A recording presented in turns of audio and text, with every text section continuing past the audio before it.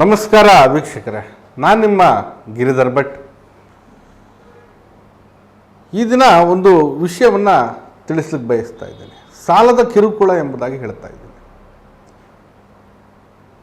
ಏನೇ ಮಾಡ್ಲಿಕ್ಕೆ ಹೋದರೂ ಬೆಳಿಗ್ಗೆ ಎದ್ದು ಬಾಗಿಲು ತೆಗೆದ ತಕ್ಷಣ ಸಾಲ ಕೊಟ್ಟಿರೋ ಜನ ಮನೆ ಮುಂದೆ ಬಂದು ನಿಂತ್ಕೊಂಡ್ಬಿಡ್ತಾರೆ. ಒಂದು ಮಾತು. ಅಂಗಡಿ ಹತ್ರ ಹೋಗಿ ಅಂಗಡಿ ಓಪನ್ ಮಾಡೋ ಹಾಗಿಲ್ಲ ಸ್ವಾಮಿ, ಆವಾಗಲೇ ಸಾಲಗಾರ ಬಂದು ದುಡ್ಡು ಕೊಡು ಅಂತ ಹೇಳಿ ಪೀಡಿಸ್ತಾರೆ.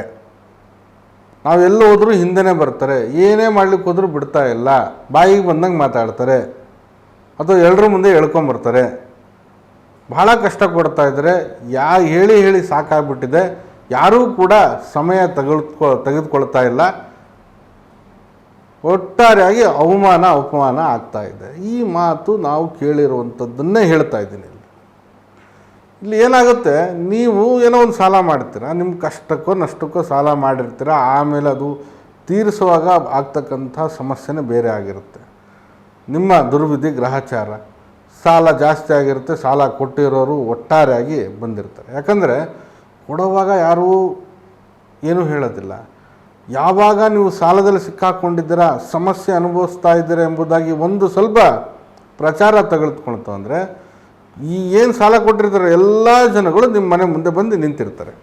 ನೀವು 10 ಜನದ ಹತ್ರ ಮಾಡಿದರೆ 10 ಜನ ಕೂಡ ಮನೆ ಹತ್ರ ಬರ್ತಾರೆ. ಹೀಗೆ ಯಾಕಂದರೆ ನನ್ನ ದುಡ್ಡು ಬಂದರೆ ಸಾಕಪ್ಪ ಅನ್ನೋ ಒಂದು ಭಾವನೆಯಲ್ಲಿ ತಾಳ್ಮೆ ಗೆಡಿಸ್ಕೊಂಡು ಮನೆ ಹತ್ರ ಬಂದಿರ್ತಾರೆ. ಬಂದವ್ರು ಸುಮ್ಮನೆ ಇರ್ತಾರೆ, ಬಾಯಿಗೆ ಬಂದಂಗೆ ಮಾತಾಡೋದು.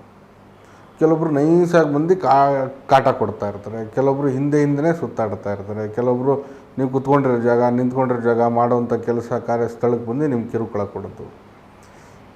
ಕೆಲವೊಬ್ರು ಇನ್ನೂ ಹೆದರಿಸೋದು, ಚೆಕ್ಕಿದೆ ಹಾಕ್ಬಿಡ್ತೀನಿ, ಕೇಸ್ ಮಾಡ್ತೀನಿ, ಈ ರೀತಿಯಾಗಿ ಮಾಡೋದು. ಹೀಗೆ ಒಟ್ಟಾರೆಯಾಗಿ ನಿಮ್ಮನ್ನು ಸಾಲದ ಒಂದು ಪಾಶದಲ್ಲಿ ಸಿಕ್ಕಾಕೊಂಡಿರ್ತೀರ. ಆ ಪಾಶದಲ್ಲಿ ಮತ್ತಷ್ಟಾಗಿ ಗಟ್ಟಿಯಾಗಿ ಎಳಿತಾರೆ ನಿಮ್ಮನ್ನು. ಸ್ವಲ್ಪ ನಿಮ್ಗೆ ಉಸಿರಾಡೋಂಥ ಸಮಯ ಕೊಟ್ಟರೆ ಅಥವಾ ಏನೋ ಒಂದು ಕೆಲಸ ಕಾರ್ಯ ಮಾಡ್ಕೊಂಡು ಸಾಲ ತೀರಿಸ್ಬೇಕಂದ್ರೆ ನಿಮಗೆ ಒಂದು ರೀತಿಯಲ್ಲಿ ಸ್ವತಂತ್ರ ಬೇಕಲ್ಲಿ. ಆ ಸ್ವತಂತ್ರನೂ ಕೊಡೋದಿಲ್ಲ. ಯಾಕಂದರೆ ನಿಮ್ಮ ಅಂಗಡಿ ಇದೆ, ಬಿಸ್ನೆಸ್ ಇದೆ, ವ್ಯವಹಾರಗಳಿದೆ. ಏನೋ ಒಂದು ಮಾಡಿ ಇನ್ನೊಂದಷ್ಟು ದುಡ್ಡು ಹಾಕಿ ಎಲ್ಲ ಒಂದು ಕಡೆ ವ್ಯವಹಾರ ಬೆಳೆಯಂಗೆ ಮಾಡಿ ಎಲ್ಲ ಒಂದು ಕಡೆ ಇನ್ವೆಸ್ಟ್ಮೆಂಟ್ ಮಾಡಿ ಆ ದುಡ್ಡನ್ನು ತಂದು ಸಾಲ ತೀರಿಸ್ಬೇಕು ಅನ್ನೋ ನಿಮ್ಮ ಆಲೋಚನೆ ಕೂಡ ಇರ್ತದೆ. ಆದರೆ ಈ ಕೊಟ್ಟಿರೋ ಜನ ಅಂಗಡಿ ತೆರೆಯೋಂಗಿಲ್ಲ, ಆವಾಗಲೇ ಬಂದು ಕುಂತಿರ್ತಾರೆ. ಹಾಗಾಗಿ ಆ ಮುಚ್ಚಿರೋ ಅಂಗಡಿ ಮುಚ್ಚುತ್ತಾನೆ ಹೋಗುತ್ತೆ. ಸಾಲದ ಬಡ್ಡಿ ಜಾಸ್ತಿ ಆಗ್ತಾ ಇರುತ್ತೆ. ಸಾಲಗಾರರು ಕಿರುಕುಳ ಮಾಡ್ತಾ ಇರ್ತಾರೆ. ಕೊನೆಯದಾಗಿ ಊರು ಬಿಟ್ಟು ಮನೆ ಬಿಟ್ಟು ದೇಶಾಂತರವಾಗಿ ಹೋಗುವಂಥ ಪರಿಸ್ಥಿತಿ ಎದುರಾಗುತ್ತೆ.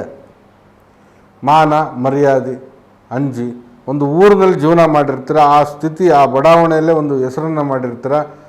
ಯಾರಿಗೂ ಸಹ ಮೋಸ ಮಾಡಬಾರ್ದು, ಯಾರಿಗೂ ಸಹ ನನ್ನಿಂದ ಅನ್ಯಾಯ ಆಗಬಾರ್ದು, ಕೊಡೋರಿಗೆ ಕೊಟ್ಟೇ ಹೋಗ್ಬೇಕೆಂಬತಕ್ಕಂಥ ಒಂದು ಮನಸ್ಥಿತಿಯಲ್ಲಿ ಜನಗಳಿರ್ತಾರೆ. ಅಂಥವ್ರಿಗೆ ಖಂಡಿತವಾಗಿ ಅವಕಾಶ ಕೊಡಬೇಕು. ನಿಮ್ಮ ಕಿರುಕುಳದಿಂದ ಆ ವ್ಯಕ್ತಿ ಸಮಸ್ಯೆ ಅನುಭವಿಸಿದ್ರೆ ಅಥವಾ ಆ ವ್ಯಕ್ತಿಗೆ ಸಮಸ್ಯೆ ಆದರೆ ಯಾರೂ ಹೊಣೆಗಾರರಾಗೋದಿಲ್ಲ.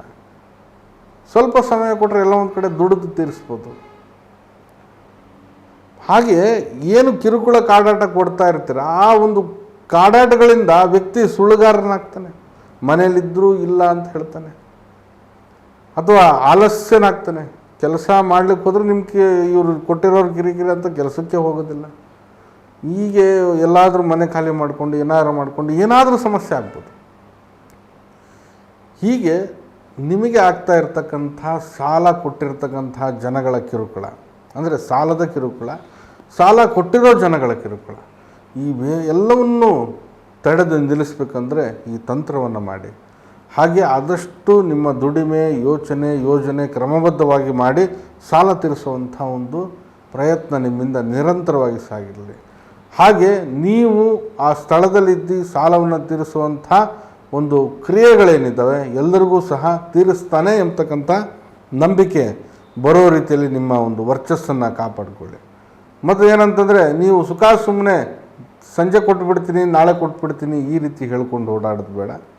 ಸಾಧ್ಯ ಆದಷ್ಟು ಒಂದಷ್ಟು ಜಾಸ್ತಿ ಸಮಯವನ್ನು ತೆಗೆದುಕೊಂಡು ಆ ಯಾರು ಕೊಟ್ಟಿರ್ತಾನೆ ವ್ಯಕ್ತಿಗೆ ನೇರ ಮಾತಾಡಿ ಹೇಳಿ.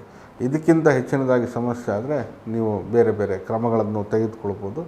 ಯಾಕಂದರೆ ಯಾರ್ಯಾರೋ ಒಂದು 10 ರೂಪಾಯಿ 20 ರೂಪಾಯಿ ಹಿಂಗೆಲ್ಲ ಬಡ್ಡಿ ಕೊಟ್ಟು ಮೋಸ ಮಾಡೋ ಜನ ಇರ್ತಾರೆ. ಅದಕ್ಕೆ ಕಾನೂನು ಪ್ರಕಾರವಾಗಿಯೂ ಸಹ ನೀವು ಸರಿ ಮಾಡಿಕೊಳ್ಬೋದು ಎಂಬುದಾಗಿ ನನ್ನ ಒಂದು ಅಭಿಪ್ರಾಯ. ಆದರೆ ಈ ಸಾಲಗಾರರ ಕಿರುಕುಳ ಸಾಲ ಕೊಟ್ಟಿರ್ತಕ್ಕಂಥ ಜನಗಳ ಕಿರುಕುಳ ಹಾಗೆ ಸಾಲದ ಸಮಸ್ಯೆ ಎಲ್ಲಕ್ಕೂ ಸಹ ನೀವು ಮಾಡಬೇಕಾಗಿರ್ತಕ್ಕಂಥ ತಂತ್ರದ ನಿಯಮವನ್ನು ತಿಳಿಸ್ತಾ ಇದ್ದೀನಿ. ಅಂದರೆ ಈ ಕಿರುಕುಳವನ್ನು ತಡೆಗಟ್ಟಲಿಕ್ಕೆ ಒಂದು ನಿಂಬೆಹಣ್ಣನ್ನು ತೆಗೆದುಕೊಳ್ಳಿ, 8 ಮಳೆಯನ್ನು ಚುಚ್ಚಿ, ಹಾಗೆ ಇದನ್ನು ಬಿಳಿ ಬಟ್ಟೆಯಲ್ಲಿ ಕಟ್ಟಿರ್ತಕ್ಕಂಥದ್ದನ್ನು ಈ ಜಾಲಿ ಮರಕ್ಕೆ ನೇತಾಕ್ಬಿಡಿ. ಹೀಗೆ ಮಾಡೋದ್ರಿಂದ ಖಂಡಿತವಾಗಿ ಇದನ್ನು ಹುಣ್ಣಿಮೆ ಅಥವಾ ಅಮಾವಾಸ್ಯೆ ದಿನದಲ್ಲಿ ಮಾಡಿ. 1 ನಿಂಬೆಹಣ್ಣು 8 ಮಳೆಯನ್ನು ಚುಚ್ಚಿ ಈ ಬಿಳಿ ಬಟ್ಟೆಯಲ್ಲಿ ಅದನ್ನು ಕಟ್ಟಿ ಅದನ್ನು ತಾವು ಜಾಲಿ ಮರಕ್ಕೆ ನೇತು ಹಾಕಿಬಿಡಿ. ಹೀಗೆ ಮಾಡಿ ಖಂಡಿತವಾಗಿ ಸಾಲ ಕೊಟ್ಟಿರ್ತಕ್ಕಂಥವ್ರು, ಸಾಲ ಕೊಟ್ಟು ಕಿರುಕುಳ ಮಾಡ್ತಾ ಇರ್ತಕ್ಕಂಥವ್ರು ಸುಮ್ಮನಾಗ್ತಾರೆ, ನಿಮ್ಮನ್ನು ನಂಬ್ತಾರೆ, ಹಾಗೆ ನಿಮಗೊಂದು ಅವಕಾಶ ಕೊಡ್ತಾರೆ, ಸಮಯವನ್ನು ಕೊಡ್ತಾರೆ. ಪದೇ ಪದೇ ಕಾಡಾಟ ಕಿರುಕುಳ ಕೊಡದೆ ನಿಮ್ಮನ್ನು ಆ ಒಂದು ಸಾಲ ತೀರಿಸಲಿಕ್ಕೆ ಬೇಕಾದಂಥ ದಾರಿಗಳಿಗೆ ಅವರು ಮುಕ್ತವಾಗಿ ಬಿಡ್ತಾರೆ ಎಂಬುದಾಗಿ ನಾನು ತಿಳಿಸ್ತಾ ಇದ್ದೀನಿ. ಯಾಕಂದರೆ ಅವರು ಮನೆಗಂಟ ಬಂದು ನಿಂತ್ಕೊಳ್ಳೋದ್ರಿಂದ ನಿಮ್ಮ ಕೆಲಸಗಳು ಆಗೋದಿಲ್ಲ, ಅವ್ರ ಸಾಲನೂ ತೀರೋದಿಲ್ಲ, ಇಬ್ಬರೂ ಕೂಡ ಸಮಸ್ಯೆಯಲ್ಲಿ ಸಿಕ್ಕಾಕೊಳ್ಳೋದ್ರಿಂದ ಈ ಒಂದು ತಂತ್ರವನ್ನು ಉಪಯೋಗಿಸಿ ಋಣಮುಕ್ತರಾಗಿ ಕೊಡುವಂಥ ಸಾಲ ಕೊಟ್ಟು ಕೈ ತೊಳ್ಕೊಂಡು ನೆಮ್ಮದಿಯಾಗಿ ಜೀವನ ಮಾಡುವಂಥ ಒಂದು ವ್ಯವಸ್ಥೆನ ಮಾಡ್ಕೊಂಡೋಗಿ ಈ ಅದ್ಭುತವಾದಂತಹ ತಂತ್ರವನ್ನು ಮಾಡಿ ಇದರಿಂದ ಪರಿಹಾರವನ್ನು ಪಡೀರಿ ಎಂಬುದಾಗಿ ತಿಳಿಸ್ತಾ ಇದ್ದೀನಿ. ನಾನು ನಿಮ್ಮ ಗಿರಿಧರ್ ಭಟ್. ನಮ್ಮ ಕಚೇರಿ ಬಂದು ಜ್ಞಾನಭಾರತಿ ಯೂನಿವರ್ಸಿಟಿ ಕ್ವಾರ್ಟರ್ಸ್ ಸರ್ಕಲ್, ಮನೆ ಮತ್ತು ಕಚೇರಿ ಎರಡೂ ಇದೆ. ಬರೋವಾಗ ಫೋನ್ ಮಾಡ್ಕೊಂಡು ಕರೆ ಮಾಡಿ ಸಮಯವನ್ನು ನಿಗದಿಪಡಿಸ್ಕೊಂಡು ಬನ್ನಿ. ಹಾಗೆ ಬರಲಿಕ್ಕೆ ಸಾಧ್ಯ ಆದರೆ ಆಗದೇ ಇದ್ದರೆ ಕರೆ ಮಾಡಿ ಮುಕ್ತ ಸಮಾಲೋಚನೆ ಮಾಡ್ಬೋದಾಗಿದೆ. ಎಲ್ಲರಿಗೂ ಸಹ ಶುಭವಾಗಲಿ. ನಮಸ್ಕಾರ.